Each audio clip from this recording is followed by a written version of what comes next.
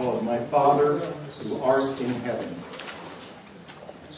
My Father who art in heaven, hallowed be his name, which isn't art, it's Frank.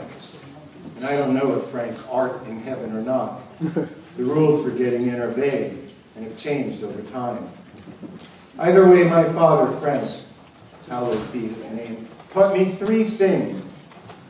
How to catch a baseball, which was heaven. How to drive a car, little heaven, little hell. And how not to die, which was hell on all fronts.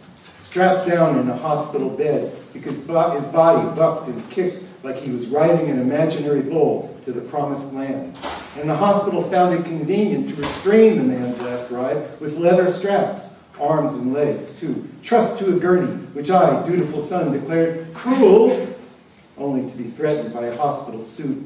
We're just doing our job, sir. If you don't like it, you can take your father somewhere else, which is impossible, of course.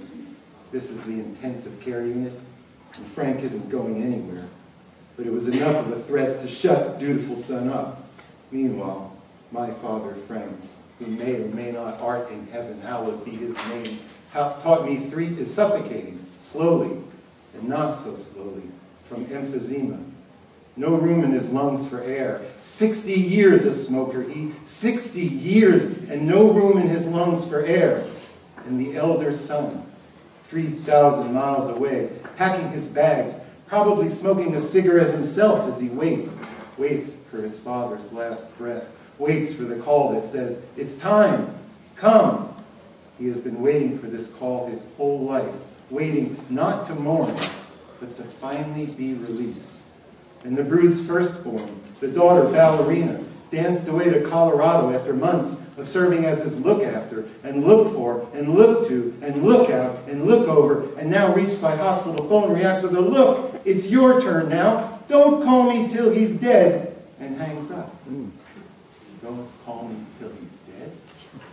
And dutiful son, anger bucking and kicking in his veins, returns to his father's bedside and conjures catching that baseball in the backyard, the one Dad threw too high, and he falling backwards to catch it, backwards, back of head slamming hard to the ground, hard, but the ball remained in the glove because he kept his eye on it the whole time.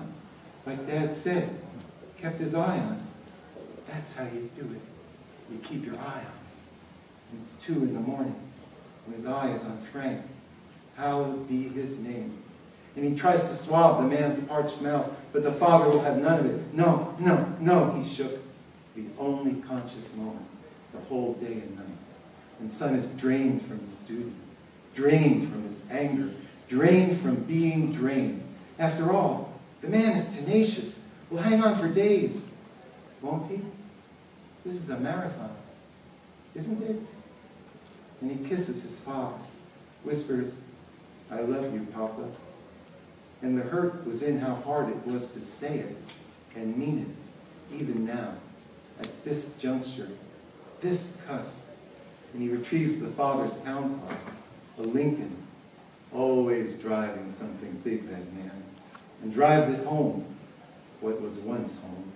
Drives it just the way his dad taught, easy on it. Let the car do the work. Keep your eye on the road. Be aware. And he's aware of time. How quickly it passes. And he goes to bed, or tries to, but he's too aware of too many things to find its spoke. And an hour later the phone rings, and it's the hospital suit. Your father has passed.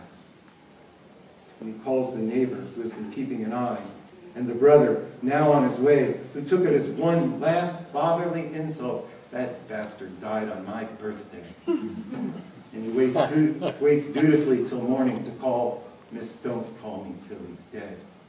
And sleep is hopeless now, a well of energy surging in his veins. Is it relief? Regret? Revenge? And his curiosity gets the better of him, and he retrieves the will. He knew he would.